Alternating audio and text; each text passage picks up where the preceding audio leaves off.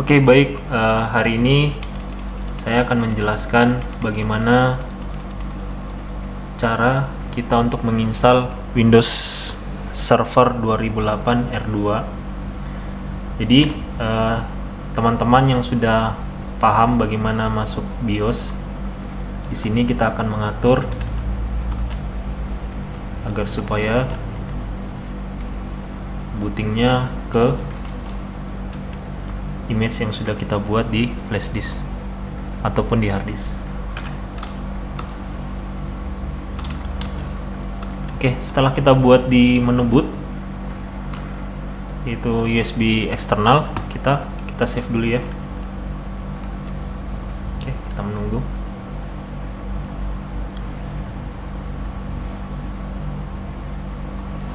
Lagi tembakan ini.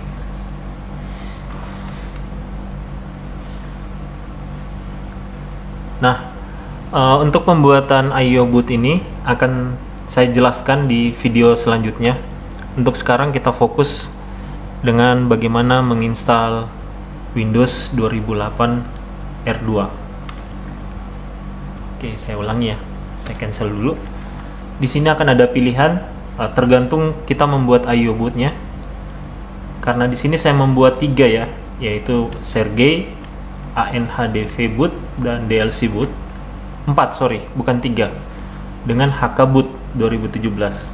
Yang kita pilih adalah Sergey Strelec. Kenapa Sergey Strelec ini? Karena Sergey ini toolsnya itu lebih banyak daripada yang lain. Kalau rekan-rekan mau pakai yang lain juga tidak masalah, bisa sama fungsinya, tapi yang paling lengkap ada di Sergey Strelec. Oke, kita pilih dulu Sergey-nya. Oke, dia akan boot. Yang perlu diketahui adalah karena ini boot menggunakan UV, jadi secara otomatis dia akan boot menggunakan Windows 10 Portable Edition. Kalau menggunakan Legacy, di situ akan ada pilihan. Kita mau Windows 10 x64, x86, atau menggunakan Windows 8 x64, x86. Tergantung kita sesuaikan mana yang kita pilih.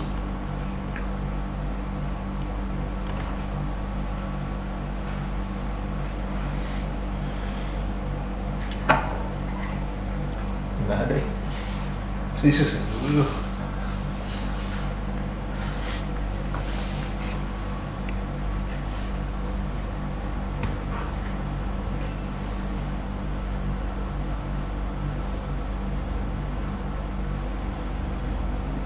Kita menunggu sampai starting WinPE-nya selesai ya.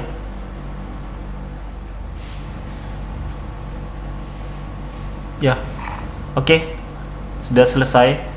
Jadi akan secara otomatis di load semuanya, tools-toolsnya. Ya, bisa kalian lihat di sini. Lengkap ya, ada antivirus, backup and restore ya. Ada BCD editor, CD utilities, data recovery. Nah, kalian bisa coba nanti satu demi satu. Karena kita fokus untuk menginstal, jadi kita masuk ke hard disk dulu. Nah, kita akan melihat partisinya.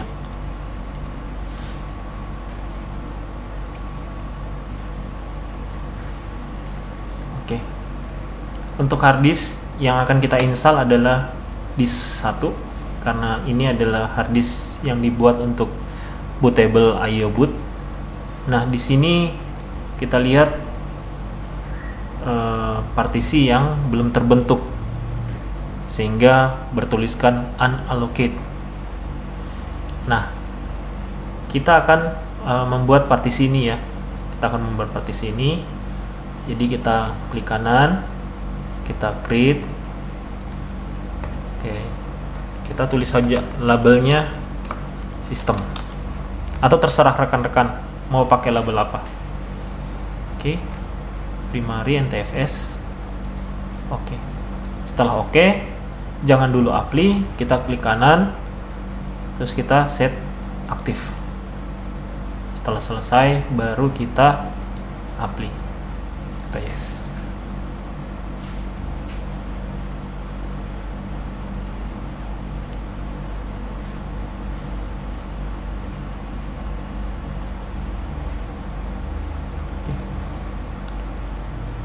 Setelah itu kita keluar ya, kita keluar.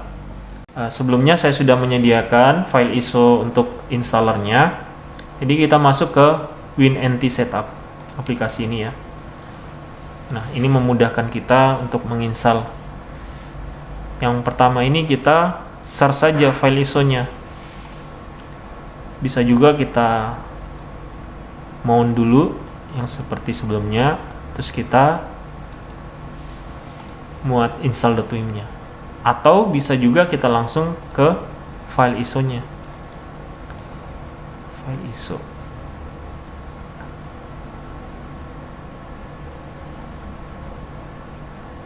Nah, ini file ISO-nya. Secara otomatis dia akan menginput install.wim. Jadi sama ya. Oke, selanjutnya kita masuk ke select location of the boot drive. Nah, di sini akan kita pilih C yang sudah kita buat tadi. Nih ya. Select. Setelah itu select location of the installation drive. Kita search. Kita pilih juga C. Ini untuk sistem Windows-nya. Di sini kita pilih Windows Web Server atau yang standar atau enterprise. Kita pilih yang standar saja, full installation. Oke, kalau sudah seperti ini, kita cukup menekan tombol setup. Kemudian kita oke. Nah, kita menunggu. Terus Lama nanti. kan lebih banyak waktu tipenya Pak lebih banyak.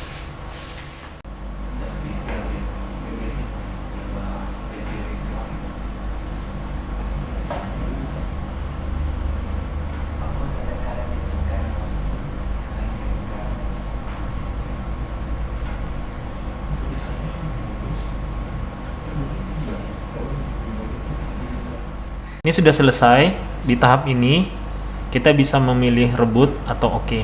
Nah, kita pilih reboot saja.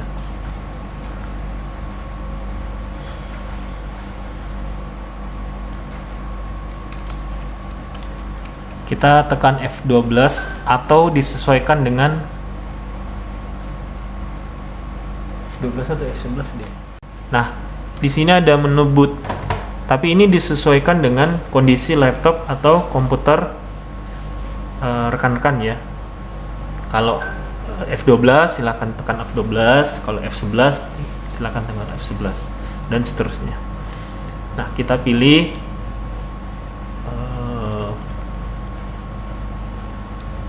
harddisknya ya.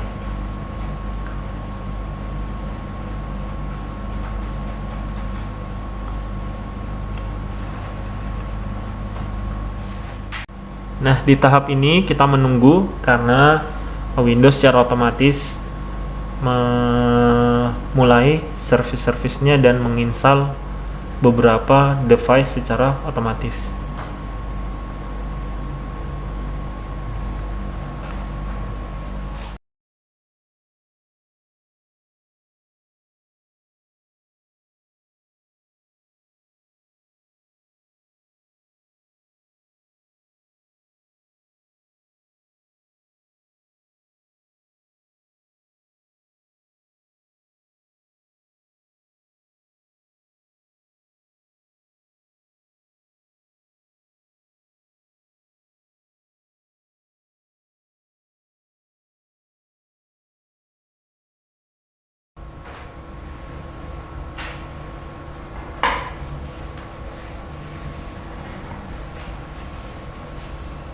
Kita tunggu sampai berapa detik, menit maksudnya.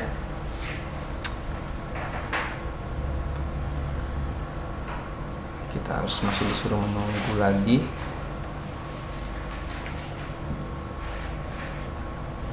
Oke, dia akan masuk di sini. Kita pilih United Status. Untuk team and currency-nya kita pilih Inggris. United Status juga. Untuk keyboard logout-nya kita pilih US. Kemudian kita next.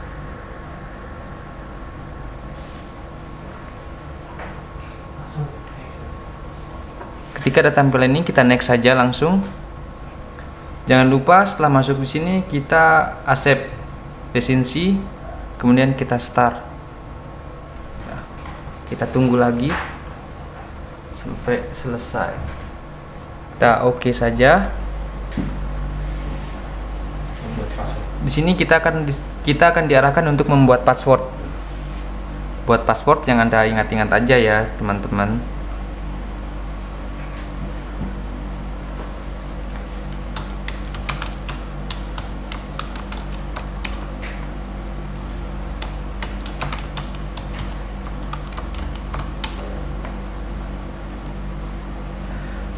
Jadi harus ada perpaduan huruf besar, huruf kecil, kemudian dengan angka. Kita tunggu lagi sampai proses selesai.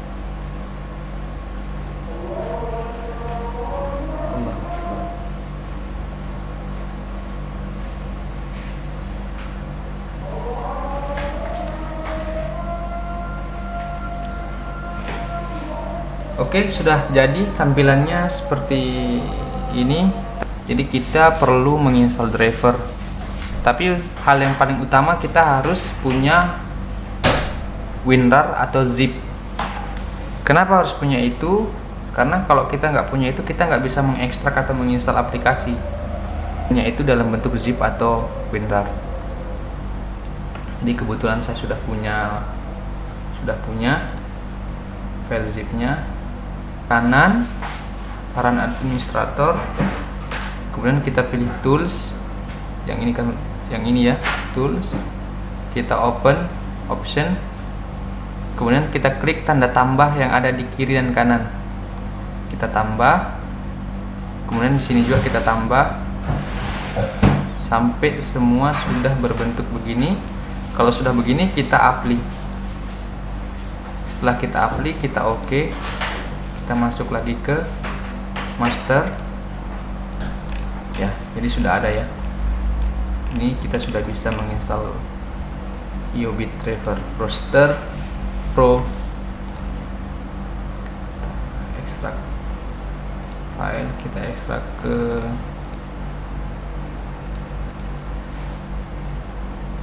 lokasi D nya saja. Oke, kita oke. Kemari kita install.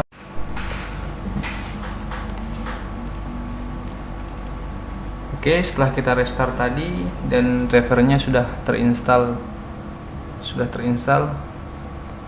untuk mengecek apakah semua driver sudah terinstall atau belum, kita masuk di My Computer, kita Properties, Device Manager. Ya, kita lihat di sini.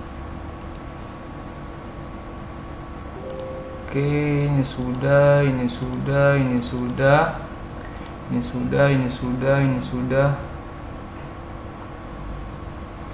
Tinggal internet controller. Kayaknya ini ada masalah di